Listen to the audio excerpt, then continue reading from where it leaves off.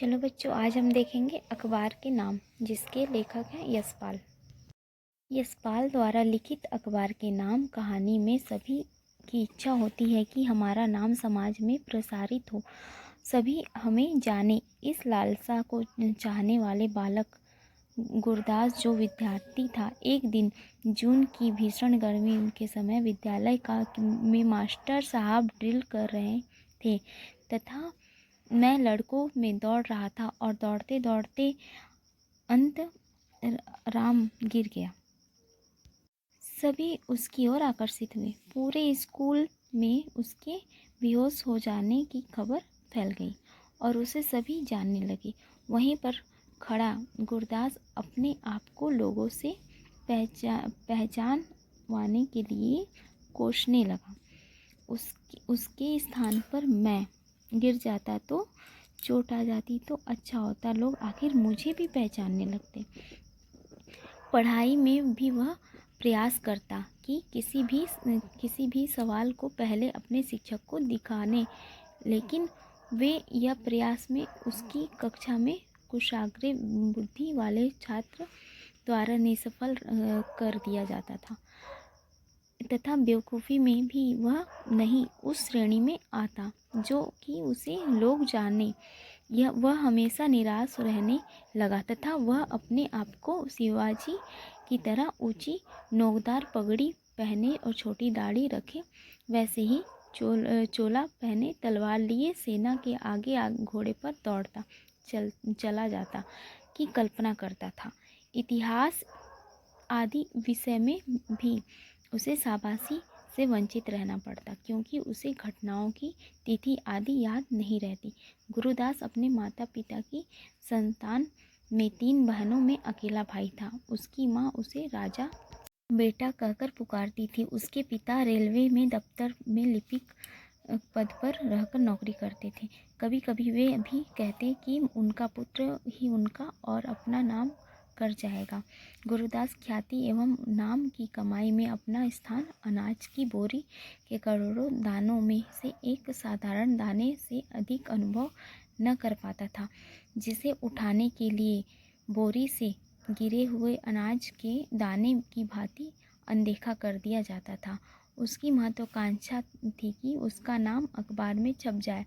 वह ऐसे दीवा स्वप्न देखता था कि वह मर गया है तथा अखबार में मोटे अक्षरों में छपने और अपने नाम देखकर मृत्यु के प्रति विद्रूप होकर मुस्कुरा रहा है।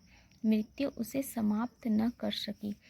आयु बढ़ने के साथ नाम कमाने का महत्वाकांक्षा भी कम होती जा रही थी। बसंत ऋतु में शहर में प्लेग की बीमारी के शिकार उनके मोहल्ले में दुलारे नामक व्यक्ति द्वारा हुआ।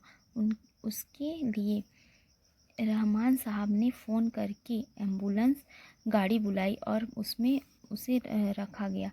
उसे देखने के लिए लोग इकट्ठे हो गए।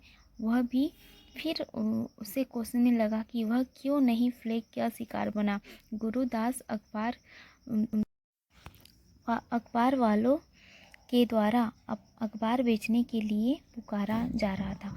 अखबार की खबरें पढ़िए। अपने मोहल्ले में के व्यक्ति का नाम छपने की बात सुनकर गुरदास सिहर उठा। दुलारे की खबर को स्ट्रेचर पर छपी फोटो को देखकर तथा अस्पताल में उसकी चिंताजनक हालत के विषय में पढ़कर उसे दुख हुआ। वह किसी भी हालत में दुलारे को मरने नहीं देना चाहता है। उसकी इच्छा थी कि दुलारे अपने इस अखबार को अपने कमरे में लगाए। इसी में खोया हुआ रास्ते में जा रहा था कि अचानक से एक कार से टकरा गया। लोग उसे उठाकर मोटर में डालकर अस्पताल इलाज के लिए भेज दिए। गुरुदास कुल्ले में अचानक और घुटने में चोट से कहरा रहा था। नींद की दवाई देने पर वह सो गया।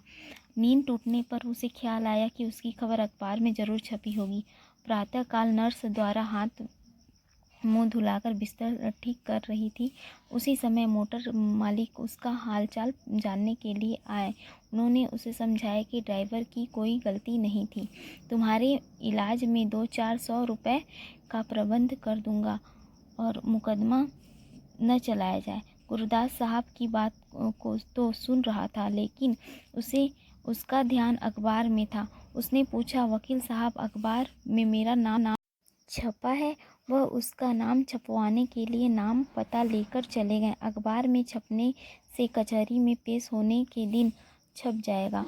अगले दिन कचहरी में वकील ने दलील पेश किया कि श्रीमान जी, यह व्यक्ति अपना नाम अखबार में छपवाने हेतु जानबूझकर मेरी गाड़ी के सामने आया है।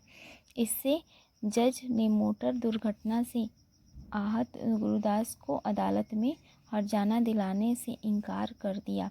गुरुदास ने अपने अखबार से अपना मुंह ढाँक लिया।